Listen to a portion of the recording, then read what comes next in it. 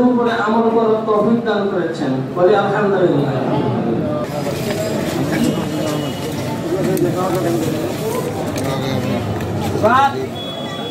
আমরা সৌদির সঙ্গে 21 তারিখে ঈদের নামাজ আদায় করতে পেরে আমরা সবাই অনেক আনন্দিত, খুবই মজা লাগতেছে। ঈদ যে আমরা উদযাপন করলাম এটা আমার কাছে খুব ভালো লাগতেছে। 1996 সালে যেটা লুনার ক্যালেন্ডার হিসেবে জর্ডানের আম্মানে যে বিবৃতি দেওয়া হয়, সেই বিবৃতি অনুযায়ী সারা বিশ্বের মুসলিম 1 তারিখ মেনে চলবে।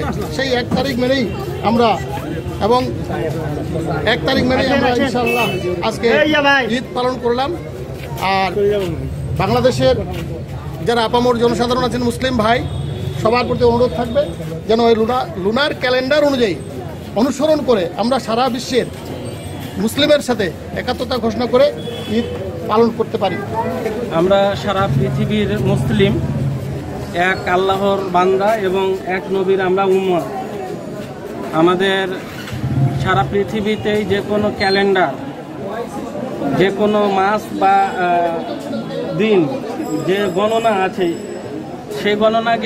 সেই গণনাগুলি কিন্তু সারা পৃথিবী একটা। যেমন আজকে কিবার শুক্রবার, সারা পৃথিবীতে কিন্তু সব জায়গাতেই আজকে শুক্রবার, কোনো জায়গাতেই শনিবার নাই, সব শুক্রবার। ঠিক আজকে যদি রমজানের শাওয়াল মাসের প্রথম 1 তারিখ হয়, তাহলে এরকমই সব মানে টাইম মেনটেন করে মেইনলি আপনার সূর্য, আর ডেট মেনটেন করে আপনার চাঁদ। অতএব চাঁদ যেহেতু উঠে গেছে সেহেতু ডেট শুরু হয়ে গেছে। এখন টাইমটা, স্থানীয় সময়টা এটা নির্ধারণ হবে আপনার সূর্যের নিরিখে। তো এই যুক্তিতে সারা পৃথিবীতেই একদিনে, তবে বিভিন্ন সময়ে, দিনের বিভিন্ন সময়ে সারা বিশ্বের মুসলিমরা একসাথে একই দিনে ঈদ করা সম্ভব। এবং আমরা মুসলিম হিসেবে এটাই আহ্বান জানাবো। আল্লাহ বলছেন যে তোমরা ঐক্যবদ্ধভাবে আল্লাহর রজ্জুকে আঁকড়ে ধরো। তো আমরা বিচ্ছিন্ন না হয়ে বিভিন্ন তারিখে ঈদ না করে আমরা সমগ্র মুসলিম মিল্লাহ যেন 1 তারিখে আমরা ঈদ করতে পারি, এটাই আমরা কামনা করছি।